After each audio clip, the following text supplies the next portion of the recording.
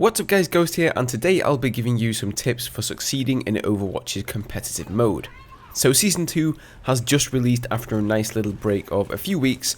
The slate has been wiped clean and everybody's raring to go and undoubtedly hoping to acquire a higher rank than they did in Season 1. But I'm sure there are going to be some new players amongst us as well who haven't yet played competitive and have perhaps only just reached the required level 25. So here we go, hopefully these tips will help you get out of the lower ranks and climb that ladder. So tip number 1, join the team voice chat and make callouts. I like to start every comp game by greeting my team and politely asking them to join the voice chat. You'll often find that 9 times out of 10 there's only 2 or 3 players in there, and a lot of people, especially in the lower ranks, need a reminder every now and again. This is especially important if you queue with a few friends, since you get placed in the group chat by default and need to manually join team chat. Now if nobody else is making callouts and everybody seems a bit shy, then you be the one to step up and break the ice. A good way to do this is simply by saying, "Hey, what's up team?" and see if you get any responses. A lot of the time people are up for talking, they just need somebody else to break the ice first. Communicating with your team can make the world of difference, even if it's simple things like calling out when your ults are ready to facilitate combos or calling out enemy player locations. If your team are actively talking together and the enemy team are not, you will have a very clear and distinct advantage. Now, I know a lot of people aren't comfortable with using a microphone for a number of different reasons, but at least be in the voice chat so you can hear your team communicating with you. Tip number 2, be prepared to play any role, but don't play heroes you aren't comfortable with. Learning how to play one hero from each class is the best course of action. I actually made a video on this some time ago called Which Heroes to Get Good At, and that still holds true, so I'll link that one down below. You don't want to just sink all your time into one hero thinking, I'm going to be the best Genji ever, only to enter a comp game and find that somebody else selects Genji and you have to pick another role. Instead of saying, we need a healer, or somebody play tank, try to be that guy who steps up and sets the example. You play the healer, you play the tank. Most likely nobody picked a tank or support because that's not what they're best at. But if you've gotten comfortable with a hero from each of these classes, it should be no problem for you. If you're a brand new player, you'll have a bit of time until you hit level 25 to learn a few heroes and get good at them. Having a quick play around on all the heroes is definitely a good idea to fully understand how their abilities work and in turn, how you can counter them. But ultimately, you want to pick a few heroes and concentrate the bulk of your time on learning them. For starters, I'd recommend getting good with at least one flanker, one hit scan hero like McCree or Soldier, one support and one tank. That way you should be able to fill any role in a competitive game. Tip number 3. Group up before engaging the enemy. Now, I know we've all been guilty of this, but it is so important. Turn on your kill feed in the options, and if you see half of your team just die to an enemy ult and all 6 of your opponents remain, then get the hell out of there. Don't fight a losing battle. Instead, run back to your teammates who are respawning and group up before having another crack at it. Because the alternative of what happens is this: your teammates die to an ult, you and your remaining teammates frantically try to hold the point to no avail, you maybe take out one of them, and then you all die.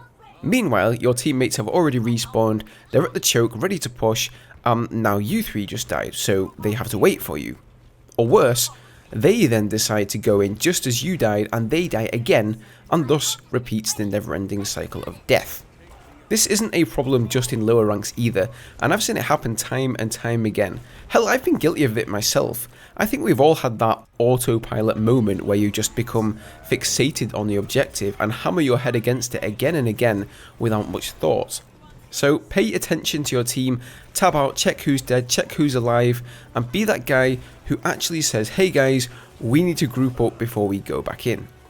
Tip number 4, know the meta. Now for those who don't fully understand what meta means, it stands for meta game. Meta actually means beyond or within itself. So meta philosophy is philosophy about philosophy. A meta discussion is a discussion about a discussion. So the meta game then is the game within the game. What are the widely known and accepted tactics used in competitive Overwatch, or the flavour of the week composition, or the current trend amongst players, something along those lines. So currently, we're mostly seeing 2 tanks, 2 healers, and 2 DPS.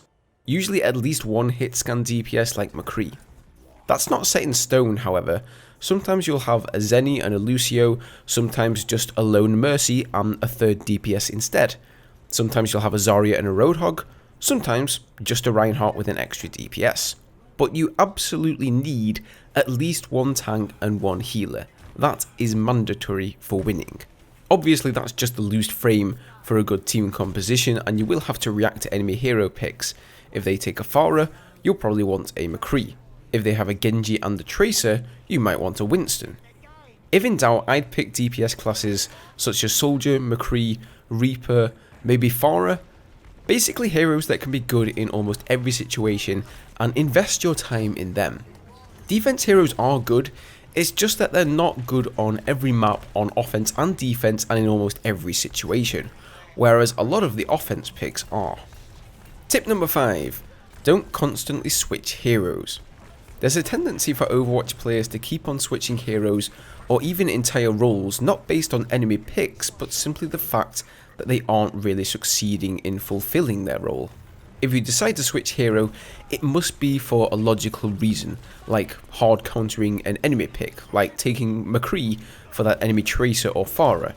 But don't just change because you feel like you aren't doing so well and completely mess up your team's composition. Obviously, if you aren't good with that hero, you probably shouldn't have picked them in the first place, so the problem likely lies elsewhere. Like for example, because your team keeps running in and dying, forcing you to take on the enemy team against the odds, thus resulting in you performing badly. Don't mistake a problem like that for, oh, I keep dying, so I'll switch to this hero for no reason. This often screws with your composition and introduces even more problems to your team.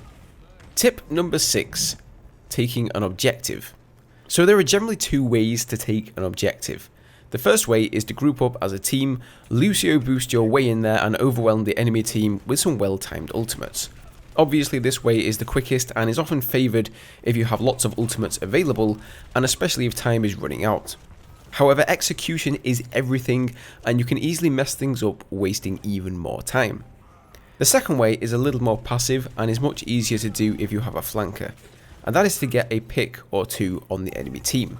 Try to capitalise on an opportunity, like for example if an opponent gets overzealous and reaches a little bit too far, try to chain him with Roadhog or whatever you have available and kill him.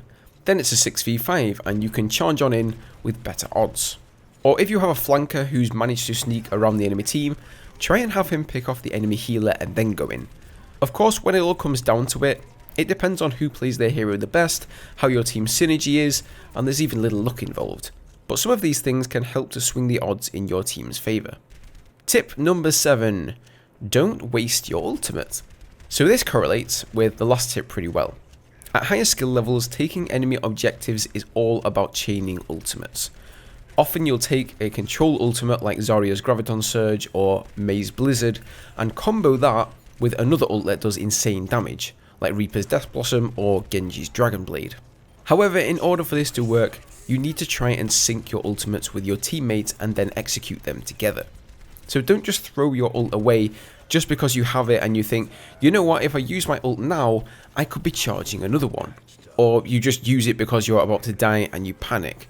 Think of ults as quality over quantity. It's not about how many ults you get off in the game, it's about how you use them.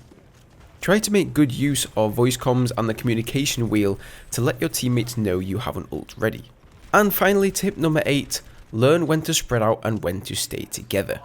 This is just as important as grouping up and going in as one. Certain hero abilities favour you grouping up together. Soldier's Biotic Field can heal you all, and Lucio's heal works best when you're all close. Reinhardt's Shield or Diva's Defense Matrix can protect your entire team from McCree's Deadeye. But there are also times you want to spread out to avoid incoming AoE damage, like when you hear Junkrat's Riptire coming round the corner. If you're all bunched up and Genji activates his Dragon Blade, he's gonna make mincemeat out of you, or Zarya's Graviton Surge will suck you all in. You get the idea. For this same reason, it can be very effective to use 2 ults like Genji's Dragon Blade and McCree's Deadeye at the same time. Dragon Blade forces the team to spread out to avoid AoE damage, but then they can no longer hide behind D.Va or Reinhardt from McCree, and every single person has to find a safe spot to line of sight Deadeye while simultaneously trying to take down Genji. So there you go guys, 8 tips for competitive Overwatch. Just to sum them up again, join the team chat and make callouts, be prepared to fulfill any role, group up before engaging the enemy, know the current meta, don't constantly spam switch heroes without reason, take objectives with ultimate combos or by getting picks, don't waste your ultimate, and learn when to spread out and when to group up. I hope this will help you in achieving the rank that you desire. Best of luck to you all in Season 2. If you did find this helpful, a like would be really appreciated guys. A lot of work went into this. Don't forget to subscribe if you're not already for more Overwatch tips and tutorials. Thank you for watching, and I will see you guys next time.